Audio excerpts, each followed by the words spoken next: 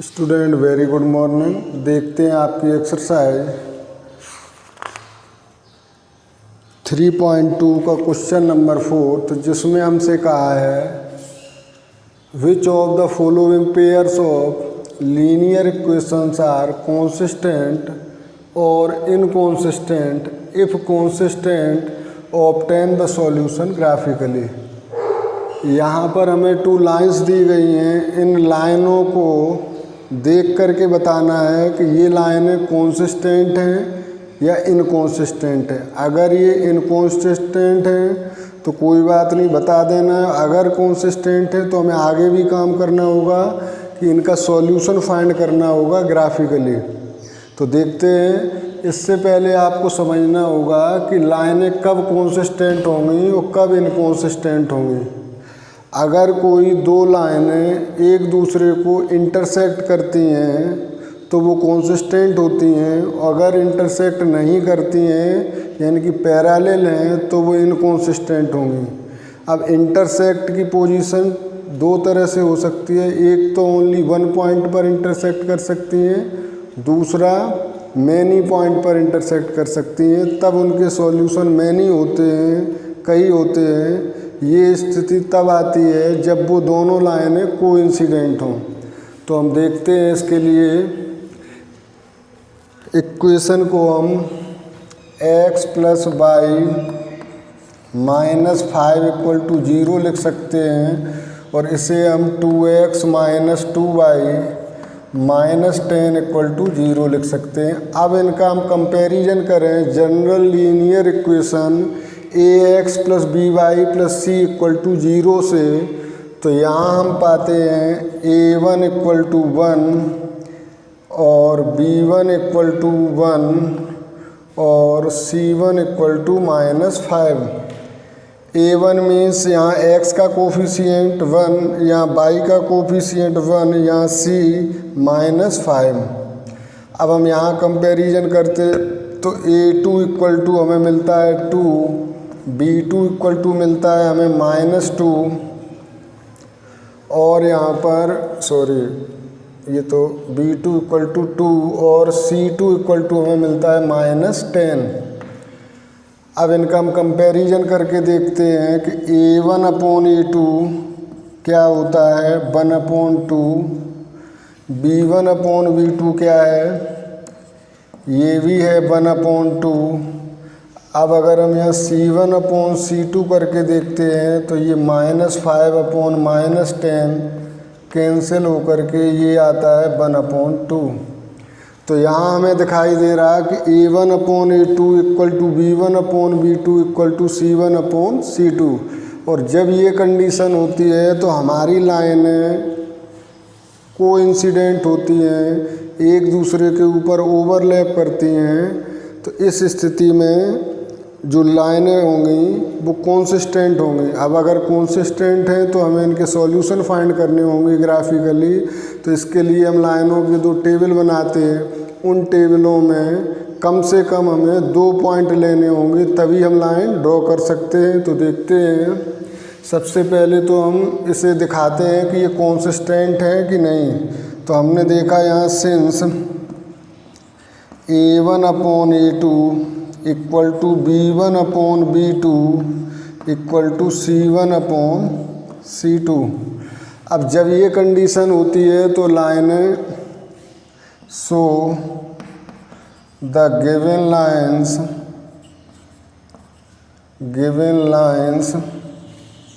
Are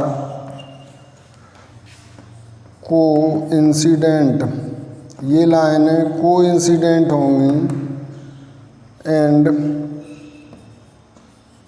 hence pair of lines are consistent।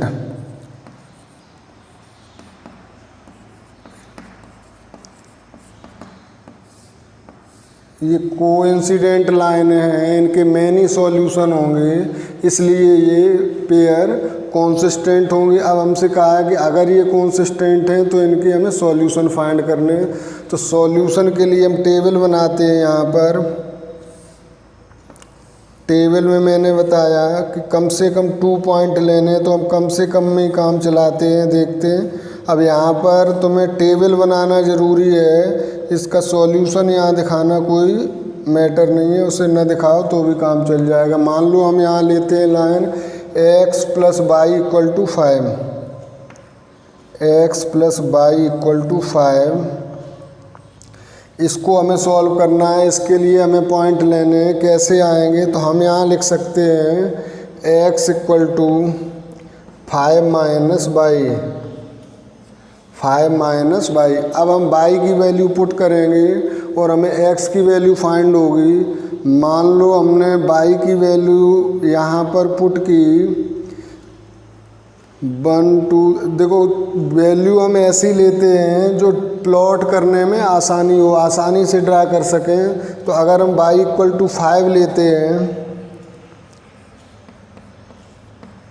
तो x = हमारा आएगा 5 - 5 यानी कि 0। तो x = 0 पर y = 5 आता है, या y = 5 पर x = 0 आता है। नेक्स्ट हम y की वैल्यू लेते हैं 4, अगर तो 4 5 - 4 ये 1 आ जाएगा, यानी कि जब हम y = 4 लेंगे तो x = आ जाएगा 5 - 4 यानी कि ये आ गया 1। तो y = 4 लेने पर x = हमें 1 फाइंड होता है। तो इन्हीं 2 पॉइंटों से ही हम लाइन ड्रा कर सकते हैं, हमें ज़्यादा करने की ज़रूरत नहीं है। तो हम अब लेते हैं दूसरी लाइन के लिए टेबल।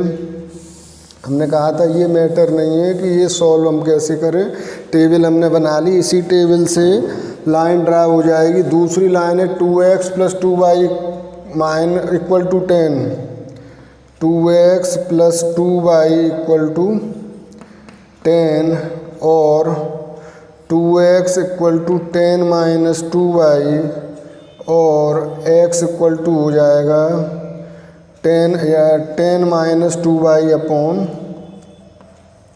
2। इतना ही बना रहने दो। अब टेबल देख लेते हैं इसकी।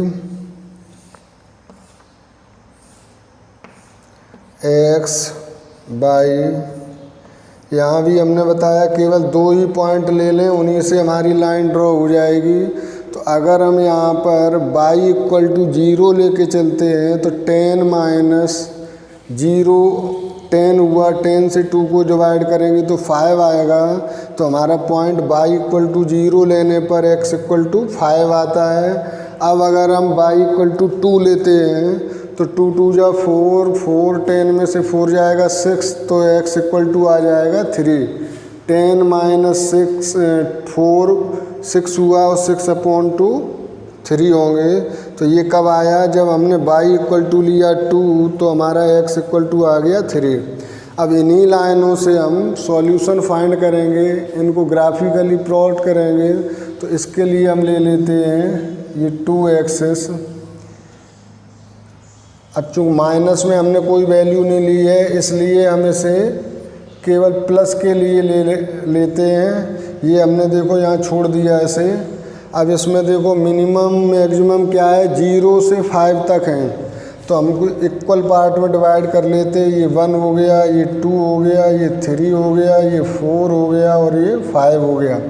इसी तरह से x एक्सिस पर 1 हो गया, 2 हो गया, 3 हो गया, 4 हो गया और ये 5 हो गया। एक और बना लो, चलो 6 हो गया और यहाँ भी 6। अब हमें लाइन प्लॉट करनी है ये x + y = 5।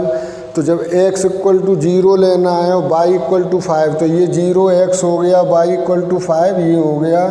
तो ये आपका पॉइंट हो गया 0,5। नेक्स्ट है 1 4, यानी x = 1 लेंगे और y = 4 लेंगे तो ये हमारा पॉइंट आ जाएगा कुछ इस तरह से ये। तो ये आ गया 1 4 1 4। ये अब इन्हीं 2 पॉइंटों से हम लाइन ड्रॉ कर सकते हैं। इन 2 पॉइंटों को अगर हम मिलाएंगे तो हमारी लाइन कुछ इस तरह से आती है। ये 14 पॉइंट था, ये 05 पॉइंट था। इस लाइन का नाम था x + y = 5। इसके बाद हम देखते हैं सेकंड लाइन को, जो 2x + 2y = 10 है। जब x = 5 है तो y 0, x = 5, 1 2 3 4 5, x = 5 तो y = 0। तो अब यहाँ देखो लाइन जो हमने ड्रॉ की है वो थोड़ा ठीक से नहीं आ पाई, इसको स्ट्रेट करोगे तो ये यहाँ पर 1 2 3 4 5, ये पॉइंट भी थोड़ा हमने दूर दूर ले लिए। आप स्केल से बनाओगे तो सही बनेंगे। ये इनको हम लेते हैं इस तरह से 1 2 3 4 और ये 5। तो ये हमारी लाइन 1 2 3 4 5 यहाँ से होके जानी चाहिए, यहाँ से। तो ये आ गया हमारा 5, 0, 5, 0। अगला पॉइंट हमें लेना 3, 2। तो 3, 1 2 1 2 3 और ये 2 आ जाएगा यहाँ। तो ये हो गया 3, 2। आप स्केल से सही से खींचेंगे, पॉइंट बिल्कुल सही आएंगे। तो ये देखो दोनों पॉइंट इसी लाइन पर आए हैं। अब अगर हम इस लाइन को भी ड्रा करना चाहें तो ये भी कहाँ आएगी, इसी पर आ जाएगी, यानी कि ओवरलैप कर रही, कोइंसिडेंट है। तो ये लाइन हमने 2x + 2y = 10, ये भी लाइन इसी पर आ गई। तो अब पूछा है सॉल्यूशन, तो हम यहाँ लिखते हैं since both lines are coincident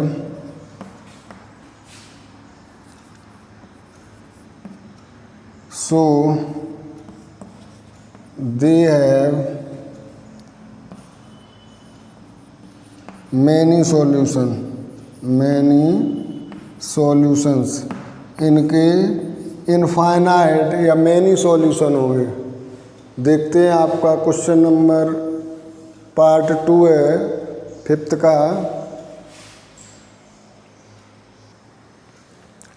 तो स्टूडेंट देखते हैं आपके क्वेश्चन नंबर 4th का सेकंड पार्ट। इसमें हमें लाइनें दी गई x - y = 8 और 3x - 3y = 16। तो इसको भी हम रीअरेंज करके लिखते हैं x - y - 8 = 0।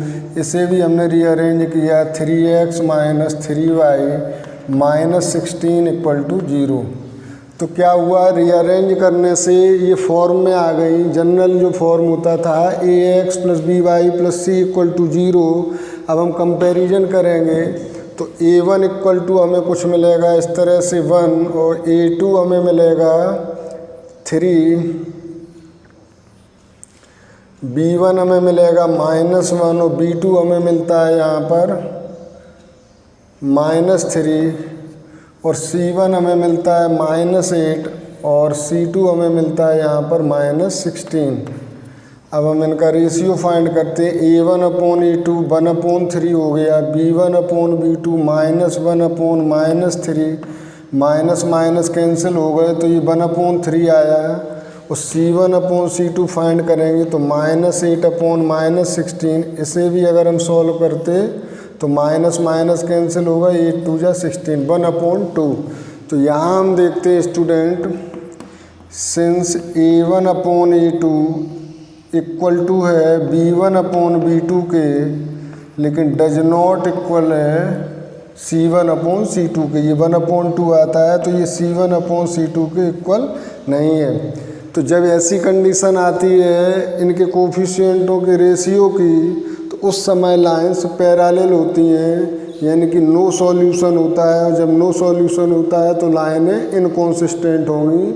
अब अगर यहाँ इनकॉन्सिस्टेंट है तो हमें सॉल्यूशन फाइंड करने की ज़रूरत नहीं है, तो हमें केवल ये दिखाना है कि इनकॉन्सिस्टेंट है। तो हम यहाँ लिख सकते हैं सिंस,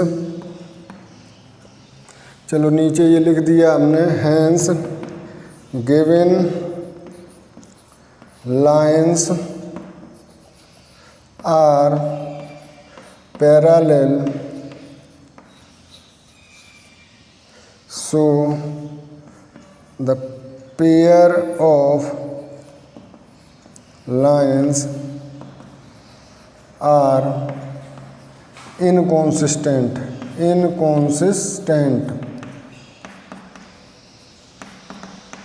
तो ये था स्टूडेंट आपका 4th का पार्ट 2, जिसमें लाइनें इनकॉन्सिस्टेंट थी। क्यों थी इनकॉन्सिस्टेंट? क्योंकि ये दोनों लाइनें पैरेलल थी। जब पैरेलल होती हैं तो कहीं भी इंटरसेक्ट नहीं करती। सॉल्यूशन तभी आते हैं जब ये लाइनें आपस में इंटरसेक्ट करती हैं। थैंक यू, मिलते हैं नेक्स्ट वीडियो में।